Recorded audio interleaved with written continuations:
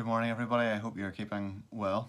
Um, we're continuing in our readings in the Psalms, and we're looking at Psalm 22 this morning. Again, it's quite a long one, like Psalm 18. So we're going to split it into a couple of parts. We're going to look at it today and tomorrow. So I'm going to read the first 18 verses of Psalm 22 with you just now. My God, why have you forsaken me? Why are you so far from saving me from the words of my groaning? Oh my God, I cry by day, but you do not answer.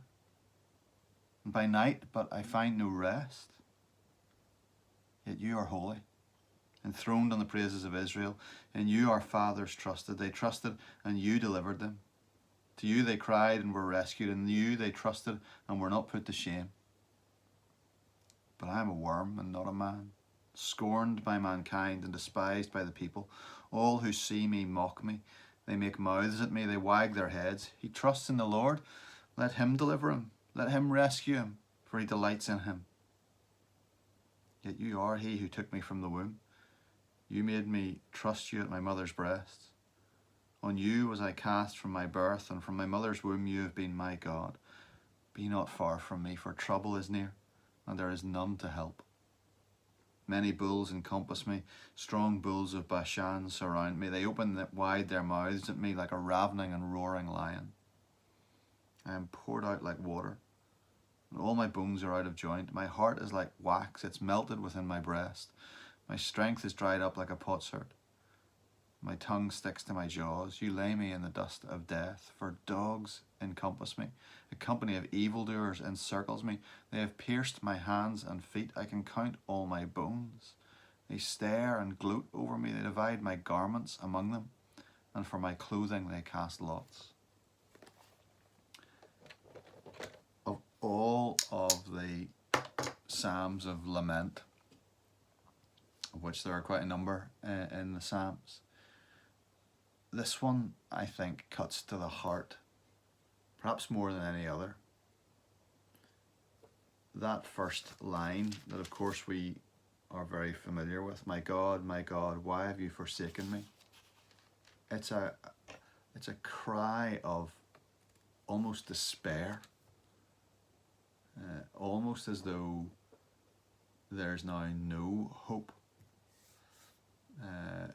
The psalmist groans and cries and is in desperation, quite clearly, but there's no answer. It's a little bit like when C.S. Lewis, when he was going through grief, described prayer as basically hammering and hammering at a door that was locked and double bolted on the inside, getting no response. And yet, there is a continuation of trust in here. There is a continuation to recognize that God is the one who his people trusted for generations. And so he knows in his heart of hearts that God is one to be trusted, even when the door is shut, even whenever it appears as though you have been left behind. And the despair goes on as it describes being despised and mocked. And yet in it all, the psalmist acknowledges who God is and how God has worked in the past. The psalmist in no part of this psalm is rejecting God, even though he himself feels forsaken by God. He's still going to God for help. He's still addressing God throughout this psalm, still banging at that door. And the severity of the crisis is demonstrated in the last few verses that I read, verses 13 to 18. And what is abundantly clear in those verses is that what we have depicted as an execution. He's surrounded by enemies. They are torturing him. They are mocking him. They are tearing him apart, it seems. The only the only real parallel that we have to this scene in all of the rest of Scripture is a crucifixion. That's what we are seeing here. And of course, we know that at his crucifixion, Jesus takes this psalm and very much applies it to himself. And you, as you read it, will see the cross all over it.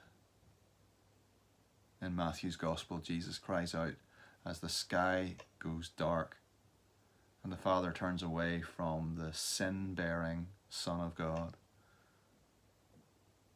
Jesus cries out, my God, why have you forsaken me?" He uses the words of this psalm because it's the only expression of the depth of the agony that he goes through as he's separated from God on the cross. That moment when the sky turns dark and when Jesus cries out those words is the pivotal moment for you and I, because it's the moment that he takes your sin and my sin on himself.